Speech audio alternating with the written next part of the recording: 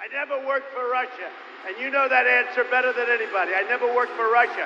Not only did I never work for Russia, I think it's a disgrace that you even asked that question, because it's a whole big fat hoax. It's just a hoax.